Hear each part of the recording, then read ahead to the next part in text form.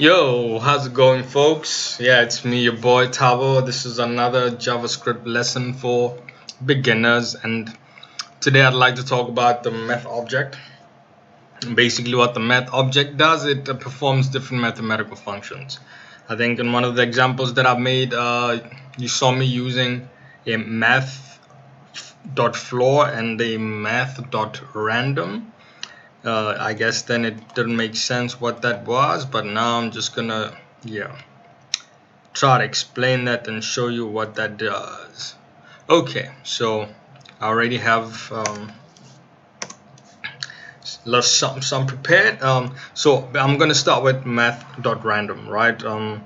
Okay, so I'm gonna create a variable. I'll say num is equals to 10. Okay, and so what I'm gonna do is that I'm gonna log, and I'm gonna use a math random. So I mean, like I said, the math object, it performs different mathematical functions like squared, cosine, sine wave. It can round off to the nearest digit. So I'm just going to show you a couple, just to give you a taste of what this does, and then you can play around with them yourself. Okay, now let's test that out. Let me show you what that does. Okay, so what it does is that it will always return a number between 0 and 1. Okay, so now it just, as we saw here, it returned 0.521, and then I'm gonna do that now. It's a vibe 0.532, 0.4, so you get the drill. So what you would do is, if you wanted it to return a number between 0 and something else, let's say 10, like with num, like what I just created here, num. So what it'll do is that it'll return a number between 0 and 10. Okay, so let's see what that logs out. You see 8.38. And so another trick, if you wanted it to not be a decimal point number, then you would use math floor. What it does, it runs it down to its nearest integer. So if you get like 4.2 or 4.7, it will round it down to 4. There's another function called math seal. It rounds it up. So if you get 4.2, it would round it off to 5. So that's how it works. So now I'm gonna check it out again, and let's see what it does. Okay, now it gives me 3. I refresh, now I've got 8, 6, that's all these different numbers. So that's what math random does. Math floor is yes, so I can make this very explicit. I'll say is equals to 12.5. Okay, I just want to make this as explicit as possible so that you understand what's going on here. I'll say math.floor, and then I will say num2. Now you see it's 12.5, so I reckon we're gonna get 12. Let's see if I'm right. Yes, 12 is what we get. If it was 11.5, then 11 is what we would get. So now I'm gonna take that, and then I'm gonna make another example with math seal.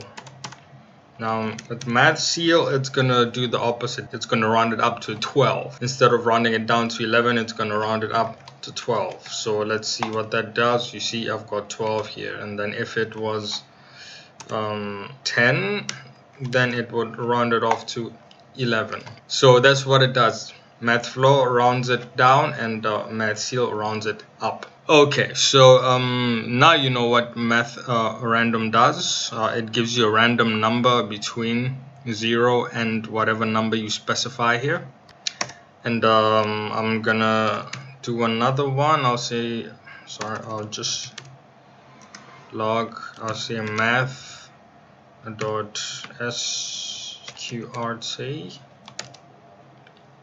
and then we'll use num again, right?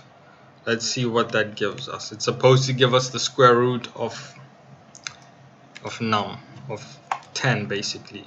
It's 3.1 1/6. Now if I wanted to round it off, then I could say math seal, and then it will round it up to 4.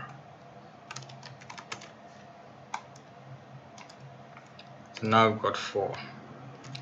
So you see how cool all this stuff is. And if I wanted, I would say I can use 12, and then let's see the square root of 12. 3-pointer. Well, let's do a more realistic one. I'll say a square root of 9. Then it will give us 3.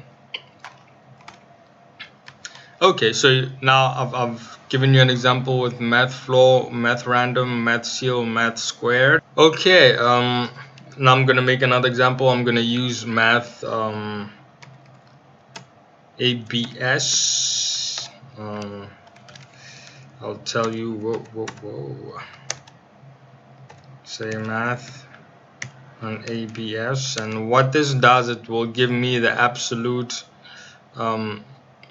positive of whatever number I'm gonna give it. So I'll say 14.5. So what it's supposed to do, it's supposed to give me, this is negative 14.5, so it's supposed to give me a positive 14.5. okay, so that's what it does. It gives you the absolute positive.